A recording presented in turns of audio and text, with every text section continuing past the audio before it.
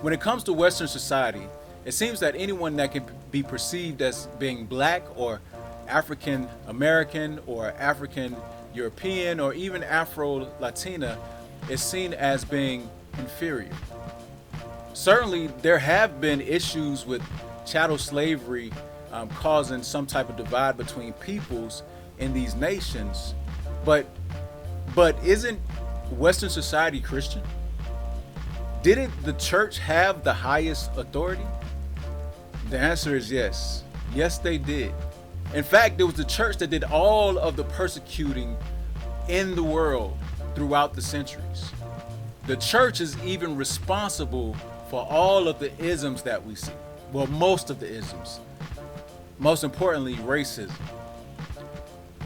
Racism came before chattel slavery. That's right. You might want to put your seatbelts on for this one. You know I want to talk about it. Let's go.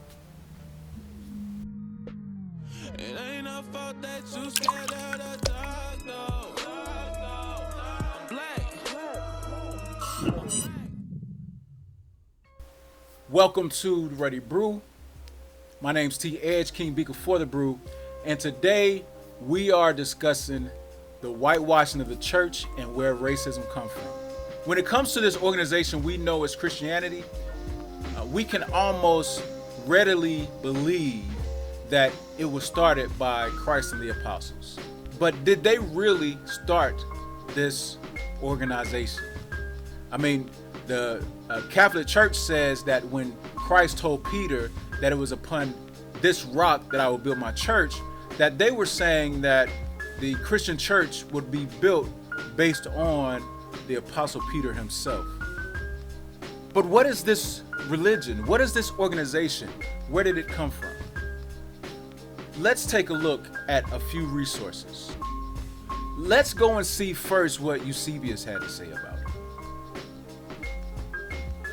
On page 277, in the footnotes, it says, the word Catholic in its Greek etymology means universal, as we have sometimes explained it in this translation.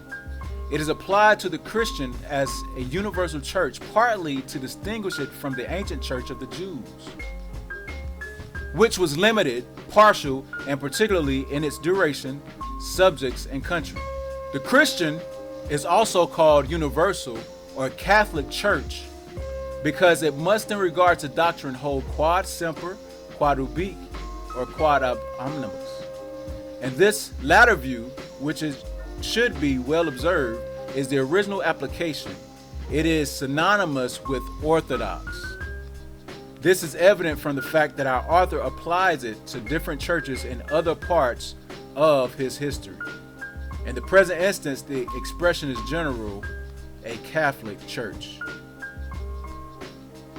So, the Catholic Church arose partly because it wanted to be distinguished from the ancient church of the Jews. It wanted to be distinguished from the ancient church of the Jews. Now that's just a small piece of what Eusebius has to say, and we'll leave a few pages from his work so that you can read. You might be able to pause and read through these things at your own pace. But just so that we can continue, let's take a look at some of the points that Socrates made in his work on the Christian church.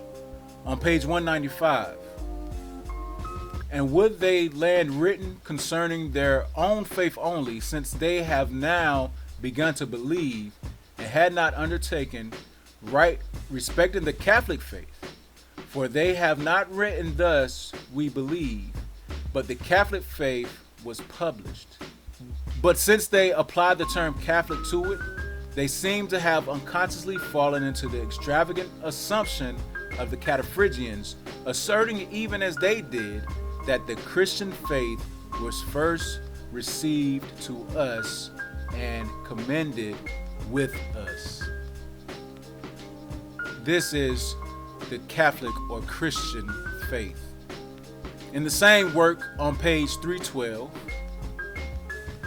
On account of the insane opinion of heretics, who cease not to give offense to the Catholic churches, we, being desirous of checking their career, come forward to express our approbation of the doctrines recognized by the Synod of Orthodox bishops, which has been convened at Lepskus, Smyrna, and various other places, from which the Synod, we being constituted a deputation, bring a letter to your benignity and all the Italian and Western bishops, by which we declare that we hold and maintain the Catholic faith, which was established in the Holy Council of Nice under the reign of Constantine of blessed memory by 318 bishops, and has hitherto continued entire and unshaken, in which creed the term consubstantial is holily and devoutly employed in opposition to the pernicious doctrine of Arius.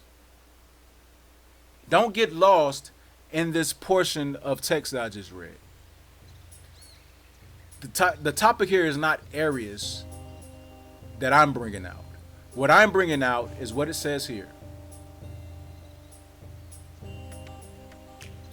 We hold and maintain the Catholic faith, which was established in the Holy Council of Nice under the reign of Constantine of blessed memory by 318 bishops, and has hitherto continued entire and unshaken. Now, we can go further.